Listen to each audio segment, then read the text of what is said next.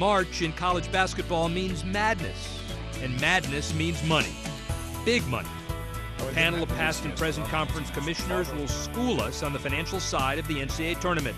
Does Drexel get screwed in your estimation? It seems like it hits us more than usual. Let's get to the business behind the brackets on Sportfolio.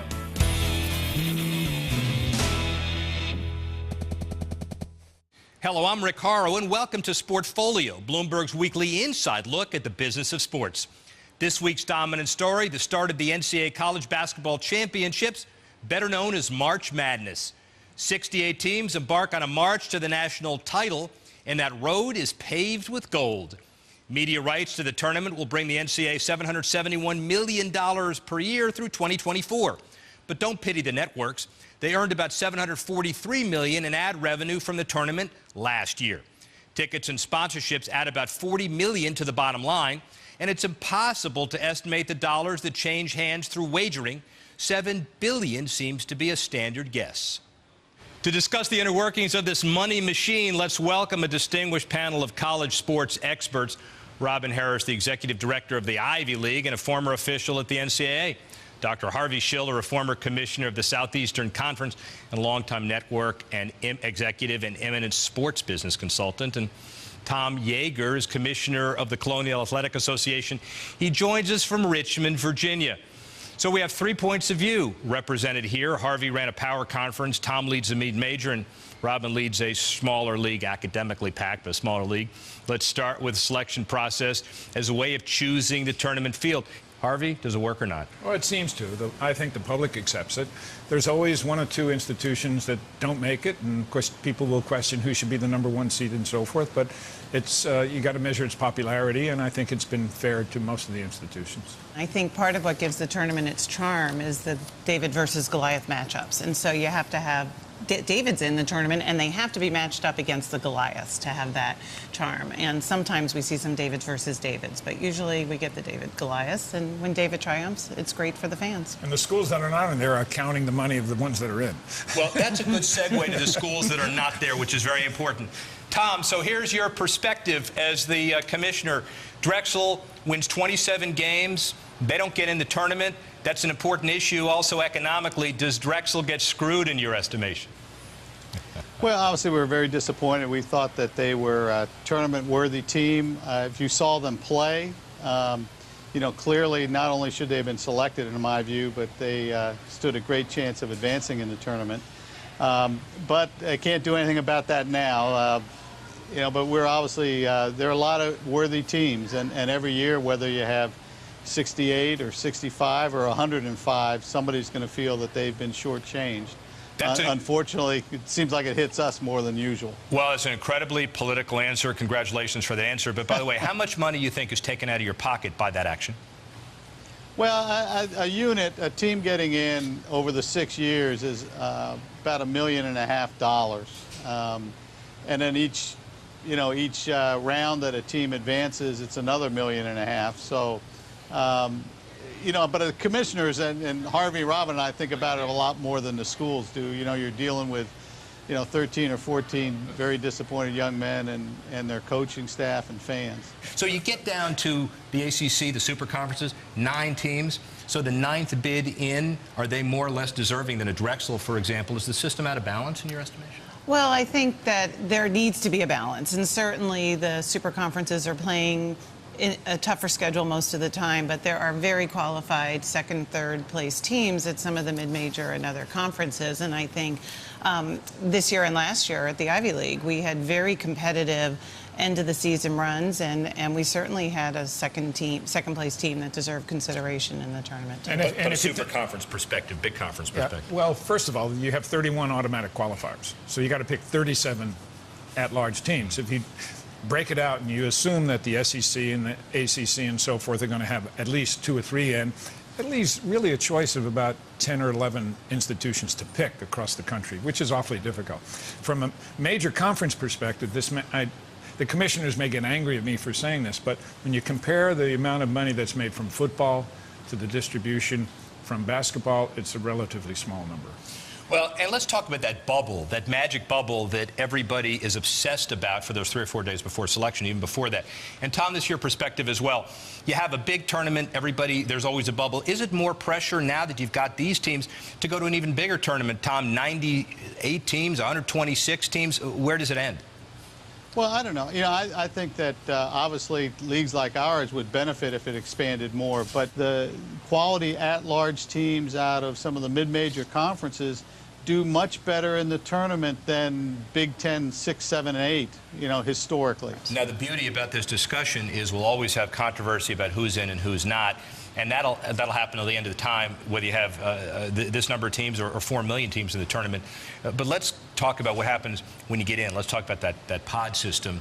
The average length of travel time for the 4 number 1 seeds this year is 300 miles, and you do that to boost attendance, obviously. But now VCU goes 3,000 miles to Portland. Harvard, you're getting on a plane to Albuquerque. It's 2,000 miles to Albuquerque. In your mind, from your perspective, is that fair to the student athlete? What kind of economic and academic impact is that? Well, and certainly I am concerned about the academic impact. We're fortunate in that Harvard happens to be on spring break, so it's a good week for them to have an extended travel. But that's not true for all the other teams in the tournament who have to make long trips. It's also harder for their family and friends to make that trip. I know my ticket bought 2 days before is $1,000 to get there, and so there's a lot of family members that can't afford to do that. As far as the finances for the school, the NCAA is covering that for a set travel party, but there are additional costs that the schools incur as well when the travel is so far. It's a great academic experience. I mean, think about it that way. Well, that's a great academic experience, but if they win, yeah, you can argue that it continues, and if they lose, they go home. So, I mean, having been part of the championship selection for other tournaments in the past, it's a very, very difficult thing at the end of the day to make sure the whole system works. And there's always going to be 1 or 2 that have to play in a different place. Yeager, you're getting on a plane right from Richmond, and you're going to Portland to follow VCU. So give us your perspective on the pods and travel and what it means. Well, I think Robin's really right. It's more difficult, much more difficult for the family and fans to try to follow their team. Yeah, I'm concerned about as you go and watch some of the declining attendance in some of the first and second round games. I've seen it when the place, all the rounds were packed, and that's not necessarily always the case right now. Well, and half-empty arenas may drive this discussion in the future. We'll just have to see. We still have plenty to cover on this March Madness edition of Sportfolio. John Rand from Sports Business Journal will tell us what's new on the media side. And Matt Miller reports in from the street. What's the action like in the office pools this year? Coming up, Linsanity captured the national imagination. What has it done for Ivy League hoops? More with our panel as Sportfolio rolls on.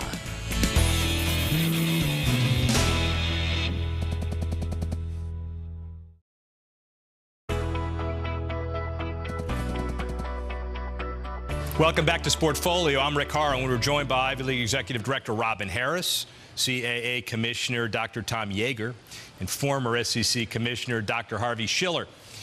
We're talking about the money behind March Madness, and Robin, this year the madness really began for the Ivies in February when Harvard's Jeremy Lin took the NBA by storm. What's the effect been on your league?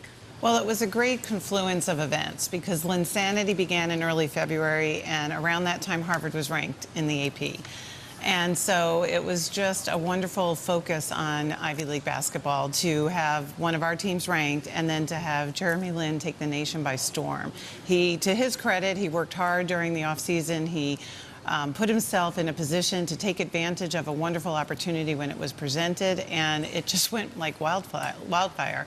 And it was a fabulous thing. I'm on Twitter, and it was just incredible to watch the Linsanity tweets that were going on. And just a couple of weeks ago, he came to the Columbia-Harvard basketball game up at Columbia, and the Columbia fans stood up and gave him a standing ovation, a Harvard alum. And also, you actually think about a tough ticket at an Ivy League venue. It's got to be something new and interesting, especially with the media mentions.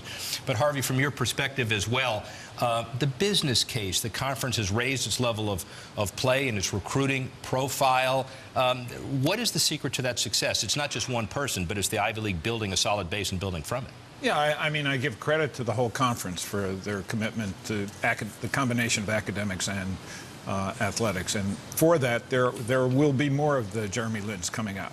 And I think it will help the recruiting, not just of the Ivies, but those smaller institutions that are competing in other sports across the board, knowing that they have a chance if they have that ability to play in the professional game.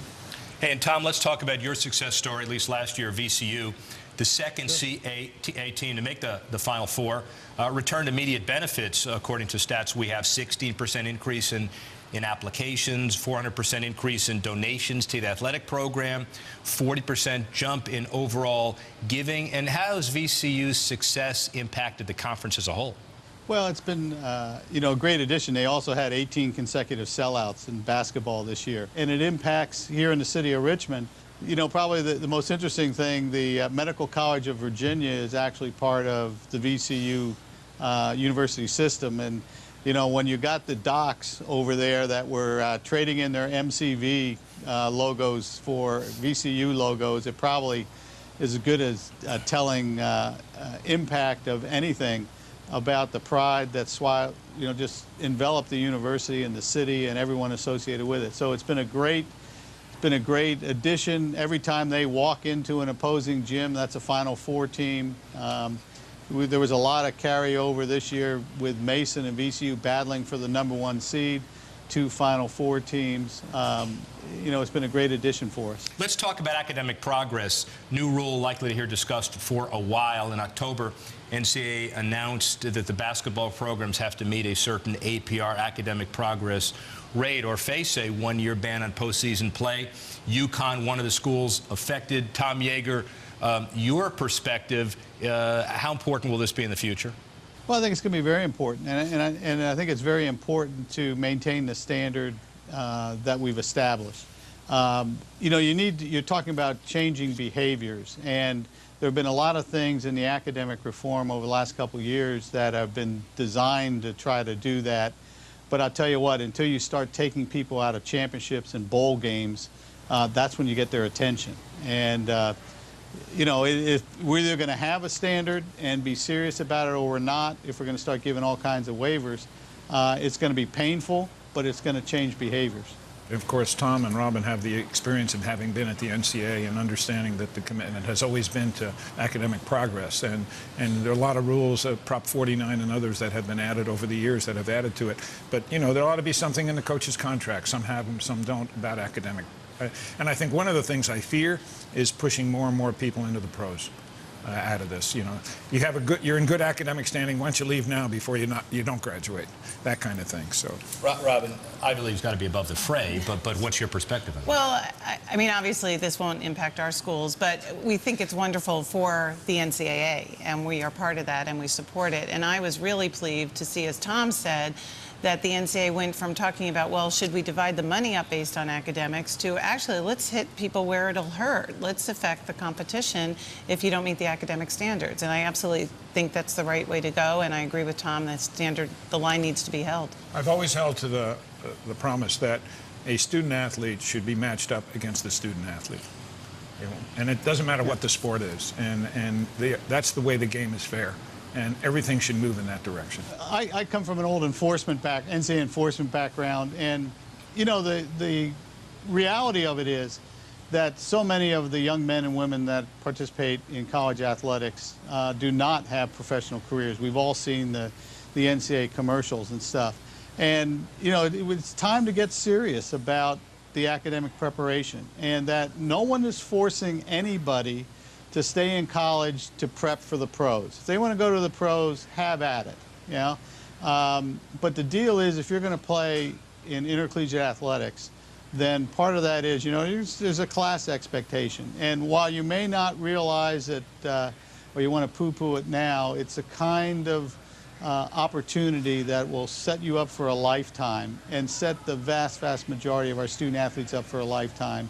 And you need something dramatic as a potential consequence for those that aren't doing the job to get people's attention.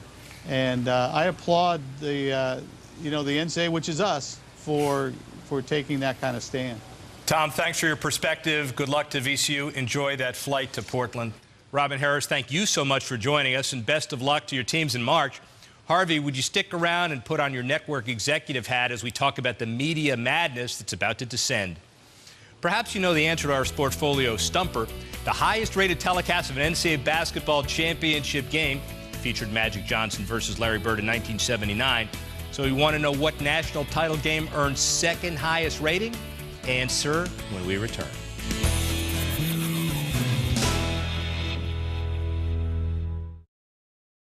Here's the answer to our Sportfolio stumper. The second highest rating for an NCAA title game telecast was the 1985 final between Villanova and Georgetown, one of the great upsets in basketball history. Welcome back to Sportfolio, and we're joined by Dr. Harvey Schiller, who used to run Turner Sports as well as the Yankee Net Sports and Entertainment Company, and with us now in Bloomberg's Washington Bureau is John Ourand of the Sports Business Journal. Hey, let's talk about old media first.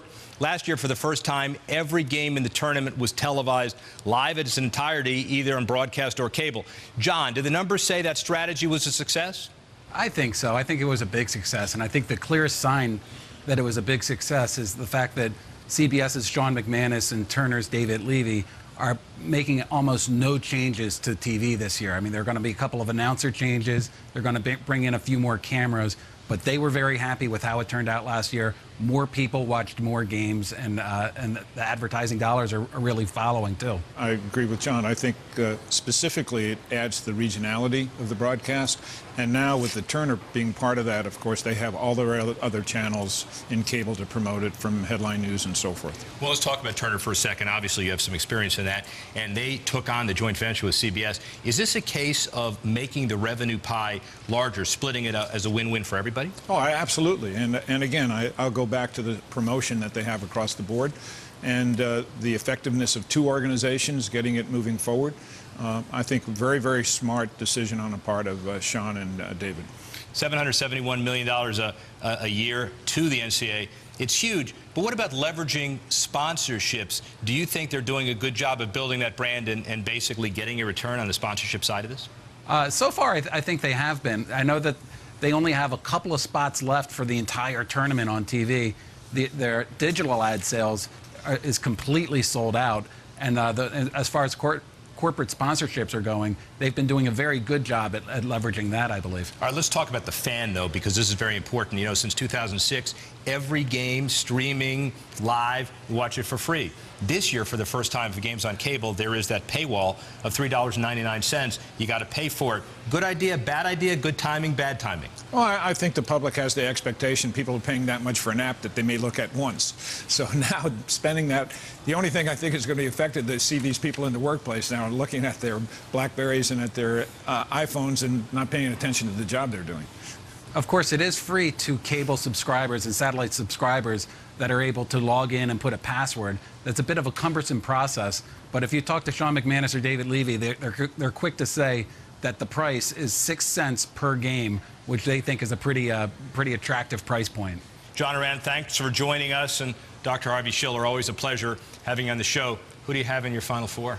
Well, I think my personal opinion is that Missouri and Duke are going to be the ones to battle it out, and I think Missouri is going to prevail. Interesting. Entirely different in mine, but that's what makes America great, especially this time of year. We'll be back in a minute with a look at the brackets in the top tax brackets. Matt Miller has the word on Wall Street when we come back. Get Sportfolio wherever you go on the Bloomberg TV Plus app for iPad.